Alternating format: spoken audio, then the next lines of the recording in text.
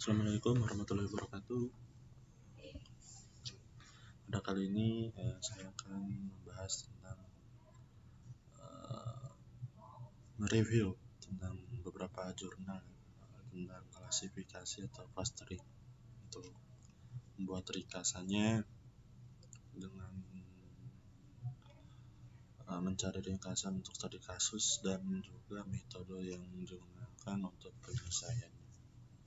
Nah, dari jurnal yang pertama dari yang saya kutip dari jurnal yang berjudul Sistem Pendukung Keputusan Seleksi Penerima Beasiswa Bidik Misi bagi Mahasiswa Baru di Universitas Negeri Makassar menggunakan algoritma Cummins Clustering.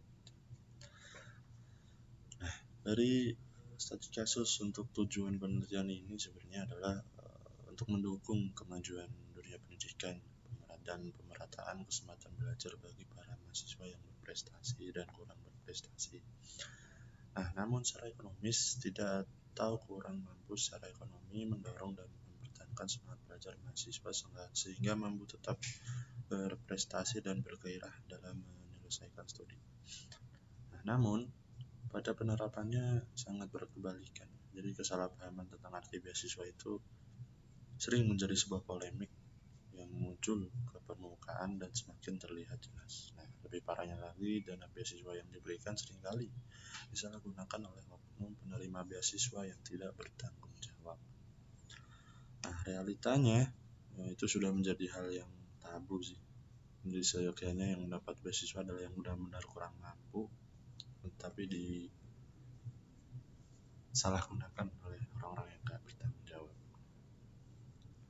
Nah, untuk metode penelitiannya sendiri itu menggunakan Research and Development (R&D) adalah metode penelitian yang menghasilkan produk tertentu dan menguji keefektifan produk tersebut. Nah, hasil produk tertentu digunakan penelitian yang bersifat analisis kebutuhan untuk menguji keefektifan produk tersebut supaya dapat berfungsi di masyarakat luas. Nah, maka diperlukannya penelitian untuk menguji keefektifan produk tersebut. Nah, beberapa metodenya itu satu, pengumpulan kebutuhan sistem, terus kemudian kedua, membangun prototyping, yang ketiga, evaluasi prototyping, yang keempat, mengodekan sistem, kelima, menguji sistem, kemudian keenam, evaluasi sistem, dan ketujuh, untuk menggunakan sistem. Nah, untuk kriterianya untuk menggunakan sistem itu ada beberapa kriteria yang antara lain satu, nilai rapot, kemudian penghasilan orang tua, jumlah tanggungan orang tua, sumber listrik sampai ke pendidikan rumah atau KPR. Nah, kesimpulannya adalah klaster tersebut dapat berjalan pada algoritma untuk membuat sistem seleksi beasiswa penerimaan mahasiswa baru. Nah, hasil klaster dapat berjalan dengan baik untuk membangun sistem FMADM dengan menerapkan kriteria-kriteria seperti nilai rapor, penghasilan orang tua, dan lain-lain. Nah, itu sekilas review untuk jurnal yang pertama. Nah, kemudian untuk yang jurnal kedua yang saya kutip dari Universitas Negeri Semarang, yang jurnal yang berjudul Penerapan Metode Clustering Cummins terhadap dosen berdasarkan publikasi jurnal nasional dan internasional. Studi kasus di jurnal ini dilatar belakangi karena ada kegiatan mengenai penilaian suatu kinerja atau kualitas kinerja dari setiap pekerja atau karyawan yang merupakan kegiatan yang umum dilakukan oleh organisasi maupun instansi. Nah, hal itu juga berlaku bagi instansi dalam pendidikan tinggi, baik itu berupa universitas, institut, maupun sekolah tinggi. Nah, perguruan tinggi merupakan wahana tenaga ahli yang diharapkan pada pengembangan ilmu, pengetahuan, dan meningkatkan kualitas sumber daya manusia. Nah, maka Kemenristek Dikti selama ini telah menetapkan 4 kebijakan pokok di bidang pendidikan, yaitu pemerataan pemetaan, kesempatan belajar, relevansi pendidikan dengan membangun kualitas pendidikan dan efisiensi pendidikan. Khusus untuk perguruan tinggi akan lebih mengutamakan membahas mengenai relevansi pendidikan dalam pembangunan yang dalam langkah pelaksanaannya dikenal dengan istilah keterkaitan kesepadanan. Nah, metode yang digunakan sendiri itu merupakan salah satu metode analisis data utama untuk membantu mengidentifikasikan pengelompokan objek data dari dataset. Nah, clustering merupakan klasifikasi tanpa pengawasan dan merupakan proses partisi sekumpulan objek data dari satu set menjadi beberapa kelas. Hal ini dapat dilakukan dengan menerapkan berbagai persamaan dan langkah-langkah mengenai jarak algoritma, yaitu dengan Euclidean distance mempartisi dataset menjadi beberapa subset atau kelompok sedemikian serupa sehingga elemen-elemen dari suatu kelompok tertentu memiliki set properti yang dibagikan bersama dengan tingkat similaritas yang tinggi.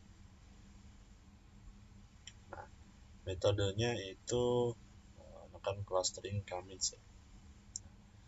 K-means itu dapat juga digunakan metode clustering yang termasuk dalam pendidikan pendekatan partitioning. Algoritma K-means merupakan model centroid atau mode centroid, model yang menggunakan centroid untuk membuat cluster. Centroid itu sendiri titik tengah suatu cluster. Jadi berupa nilai centroid digunakan menghitung jarak suatu objek data terhadap centroid suatu objek termasuk dalam cluster. Menurut para ahli, algoritma K-means itu merupakan algoritma yang tergolong ke dalam pendekatan partitional clustering. Tiap cluster dihubungkan dengan sebuah centroid. Tiap titik ditempatkan ke dalam cluster dengan centroid terdekat dan jumlah cluster K harus ditentukan algoritma dengan dasar sangat sederhana, yaitu pilih K sebagai titik antara centroid awal, kemudian B ulangi, C bentuk K cluster dengan menempatkan semua titik yang terdekat, kemudian D ulangi perhitungan centroid dari tiap cluster, yang kelima sampai centroid itu tidak berubah.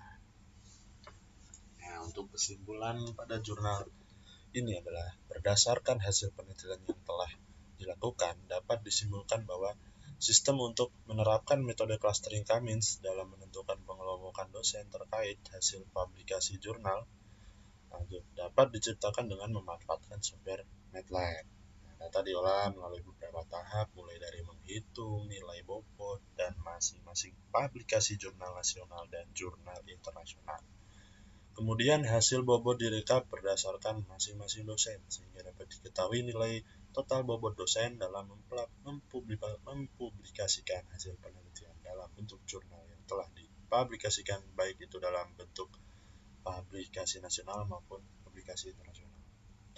Kemudian data yang telah direkap disimpan dalam bentuk format Excel sehingga data tersebut dapat ditampilkan ke dalam MATLAB dengan cara import data dan menggunakan sistem yang telah dibuat. Data tersebut ditampilkan ke dalam sistem, kemudian data tersebut diklasterisasikan sehingga didapatkan hasil cluster dari seluruh dosen yang ada di fakultas tersebut.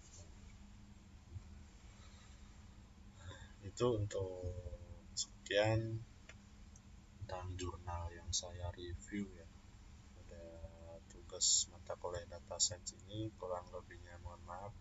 Wabillahi taufiq wal hidayah. Wassalamualaikum.